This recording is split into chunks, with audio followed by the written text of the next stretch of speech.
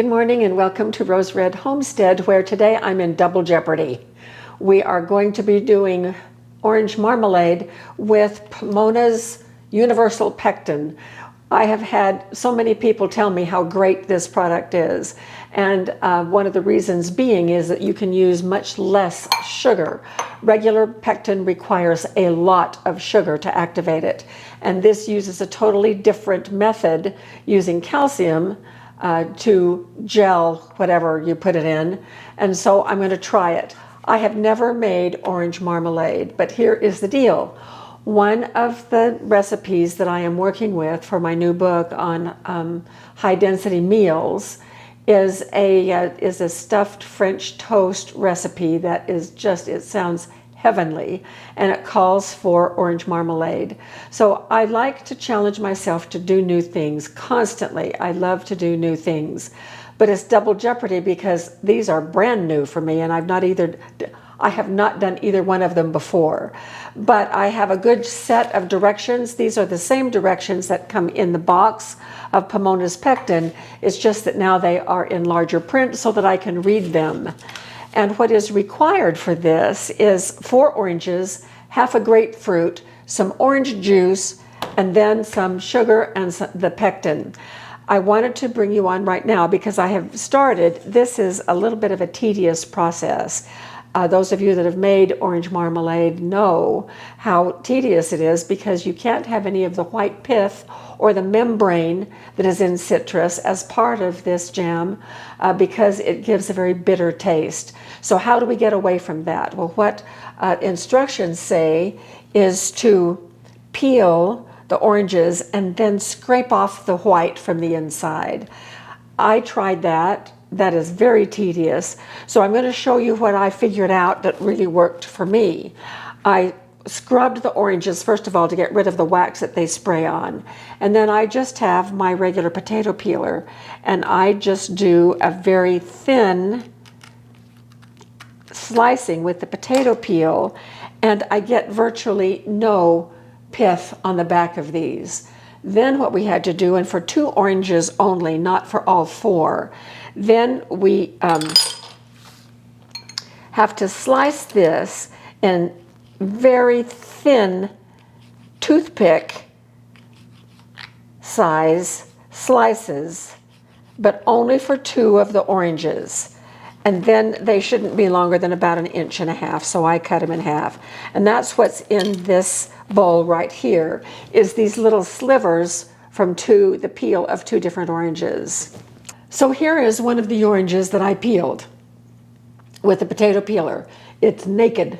And so I just now will cut this one in half and show you how I do this. And I did the same thing with the grapefruit. Half the grapefruit is already in my jam pot. And then I just take this very sharp paring knife and I cut just like you would cut grapefruit. If you are used to cutting a grapefruit, you cut down actually you can see it better on the grapefruit, so I'm just going to do a few. And so you cut right down on either side of the membranes that divide the segments, and you go all the way around. You can avoid the seeds, and after you have gone all the way around, then you come back and you cut through the membranes this way. And then with a sharp pointed spoon, and they make grapefruit spoons, and I have some someplace. I looked and I could not find them. Then you just lift out these sections and they are completely free of the membrane. And that's what I did to the grapefruit that is in here, and I have 2 oranges in here. And one of the things that it says is to save all the juice you can. So by doing it this way, once I get all of the flesh out, and I actually put it into this bowl, and I'll show you this in just a minute, then I squeeze to get the juice out. So the juice is preserved. So I'm going to finish cutting this orange, and then I will be back when I have this orange cut.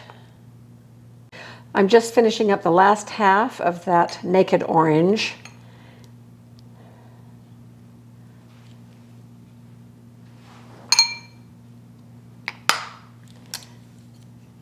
don't want any membrane. Then I hold it over the pan, my jam pan, and squeeze so that I can get all the juice possible. That's what the directions say, is to get all the juice. Eliminate the seeds and the membrane and the pith, but save as much juice as possible. Then we are supposed to, with this pulp in here, we are supposed to chop it in little fine pieces. Well, if I put this out anywhere and start chopping down on it, it's going to leave a whole bunch of juice. It leaves this much juice. Those are little pieces of the pith. So I'm not going to do that. Instead, I put it in this bowl, and with my kitchen scissors, I just simply snip. And I snip until it is finely cut. And this works great. It's saving all of the juice that is produced in the bowl, so I can add that to the mix. And I think it is quite an efficient way how to snip this orange pulp, the orange pulp, I guess is what it's called, into little tiny pieces, fit for our marmalade. All right, then I'm just going to add that. I have one more orange to finish up, so I'll do that, and I don't have to peel this one. All I have to do is just get the sections out without the membrane or the pith, and then we'll be ready to go on to the next step. Now, in this pot that I showed you a minute ago, I'm also going to put the orange peel. So we have that in there now. And when I come back, we will be ready to move on. All right, so the next step is this. First of all, come and take a look at what's in the pan. And I'm going to stir that together. So we have the pulp that has been diced finely and the peels. To that, we are going to add 3 cups of orange juice, and we had our choice between orange juice and water, and I just thought orange juice is the way to go. So there's our orange juice. And now what we're going to do is turn it on.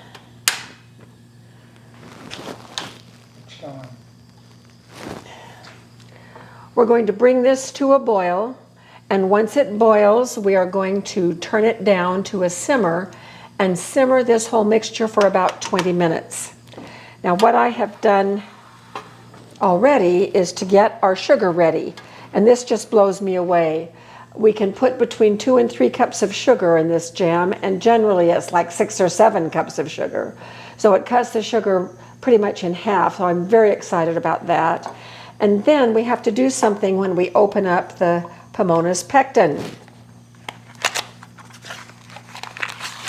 We see 2 little packets right here. This is the Pectin, and for now, well, and here is the recipe collection, and just any kind of jam imaginable they give exact directions for here. And then, of course, you can go online and get these very same recipes in a larger print if you wish. So the Pectin I'm going to put back in here for right now. Well, no, I'm going to leave that out. But this little packet contains a calcium mixture, and with this we have to mix 1/2 cup of water. This is called the calcium mixture, and this is where the magic begins. And of course there's no magic in science.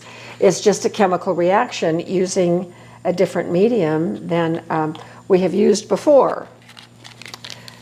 And 1/2 cup of water.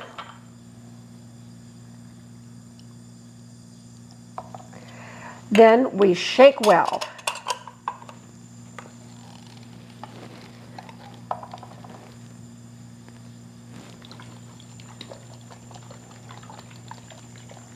Now we are not going to use all of this.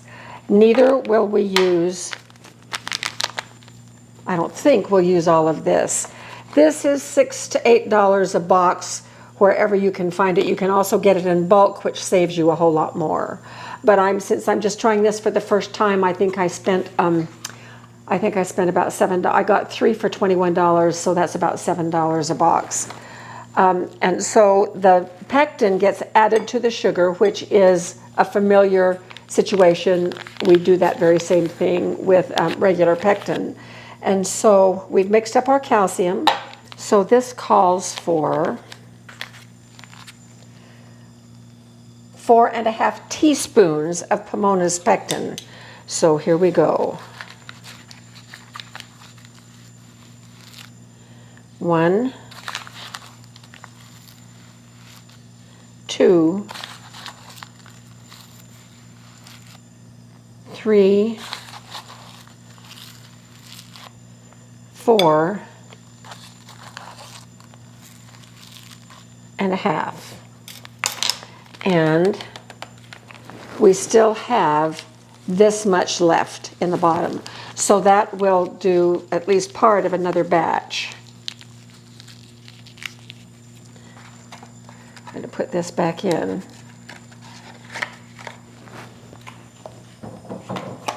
This calcium water, we will shake it up again and add it a little bit later. But right now we're going to mix the powdered pectin very well, very thoroughly into this sugar. And then this will be ready to go when our main mixture is ready to go. We don't want any lumpy pectin in here. All right, I think that's pretty thorough. And this is starting to boil on the edges.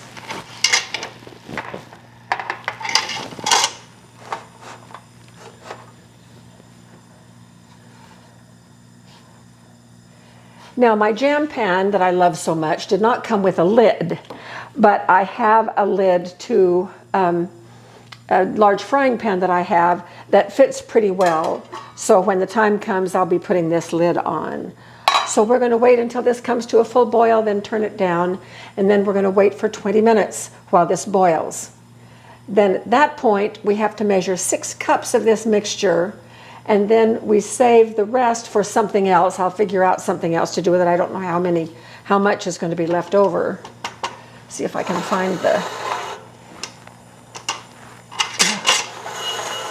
measurement on it. So right now we have, we have close to 6 cups in there right now. But we will be back when it's time to do the next thing. I've turned the heat off here. It has simmered for 20 minutes.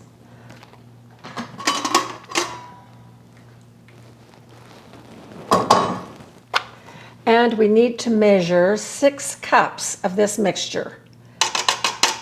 So we will do that.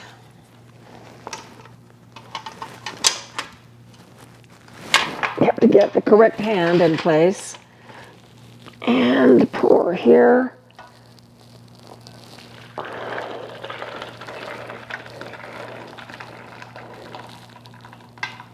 And that is it. Well, but look what's left in here. So I'm going to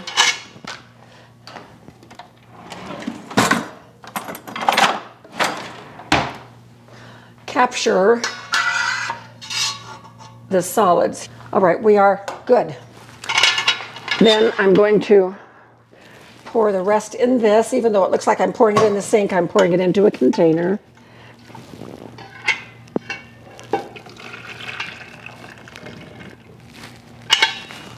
And this 6 cups now goes back in here.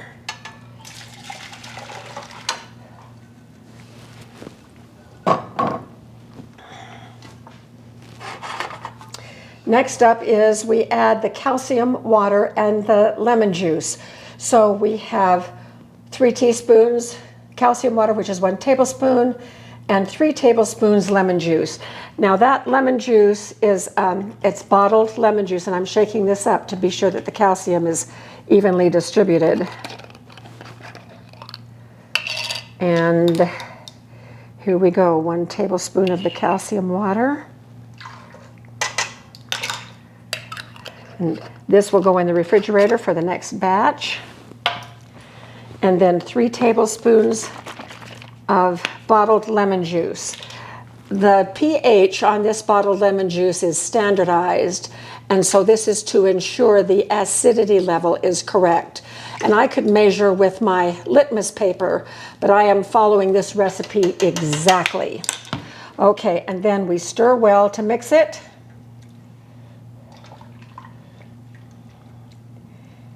And we turn it back to a boil. So that is fully boiling. So now we're going to add the sugar and the pectin and stir.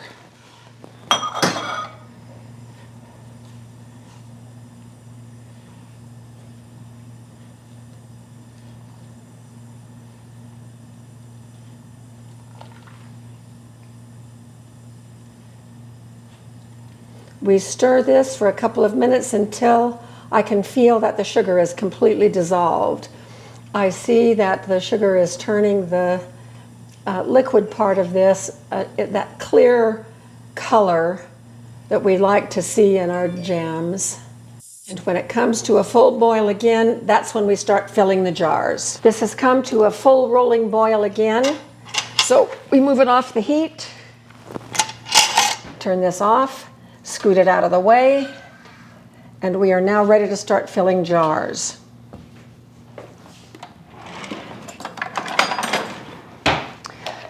A word about these jars. If you live at 1,000 feet or lower, you will want to sterilize your jars. Those of us who live above 1,000 feet don't need to do that because we will,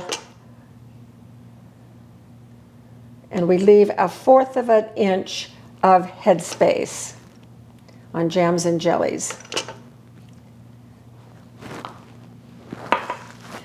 We don't need to do that because our processing time is longer than yours, which will be 10 minutes. So we process it 10 minutes at sea level, and then 10 minutes plus 1 minute for every 1,000 feet above sea level. We're at 5,000 feet, so that means we process for 15 minutes. So those of you under 1,000 feet would be bringing your jars out of a hot canner where they have been boiled.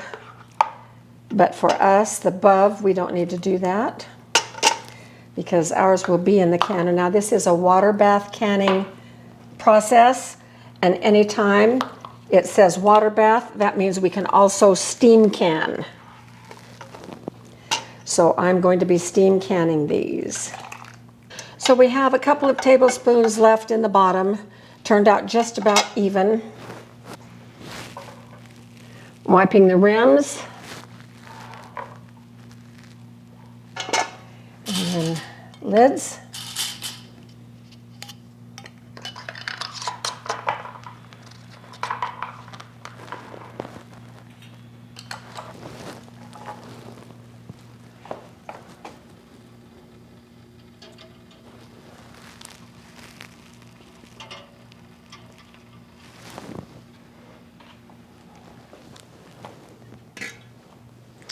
All right, here we are, they're in the canner. I'm going to now turn the canner up to bring it to a rolling boil. As soon as we get a great head of steam coming out, now I could either use this, I'd need to stand on a ladder to see it, so I just look for the physical signs. So when there's a bunch of steam coming out, and then I can start the timing. So our timing is going to be for 15 minutes, then we'll let it cool in the canner for 2 or 3 minutes, and then we'll bring them out, and when we get to that point, we'll come back and we will see what we've got. There went one. And here is the last one. So here they are. They are very, very pretty. And a couple of them have already popped, which is good. It looks like the solid stayed pretty close to the top, so when we open them, we'll have to stir it up a little bit. But look at this. This was our little bit of leftover. Look how nicely that has set up. I am just thrilled. And the taste of this,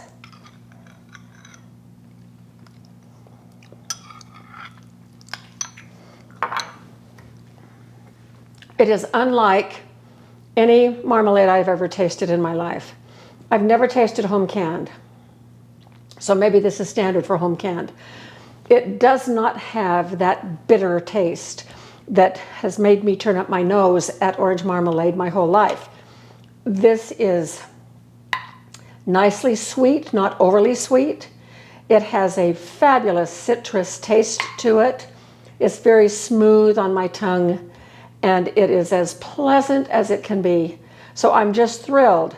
We started off with double jeopardy, and we have double success. The Pectin, Pomona's Pectin, I'm sold, absolutely sold. So those of you that have been trying to persuade me for the last 2 years to try it, thank you so much, and thank you for your patience, because I finally decided to do it. And it's not that I doubted you. My life, it was just so slammed busy the whole time that I was working that I just couldn't take on much of anything new. But now that I'm retired, I'm just a woman of leisure, of course. More busy now than I've ever been in my life, it seems. But it's a wonderful success. The next thing we're going to do with this, not in this video, but in our next video, I am going to share with you how I'm going to make that marmalade, orange marmalade stuffed French toast. It is divine. So join us for our next video, which is coming up very soon. And thank you so much for joining us. Be sure to subscribe if you haven't already, and share our channel. We have over 500 videos on the basics of all kinds of emergency preparedness, self-reliance, and food security. So we appreciate you, our viewers, so very much, and without you, we would not feel the motivation we do to keep going even as we age. So thank you. See you soon.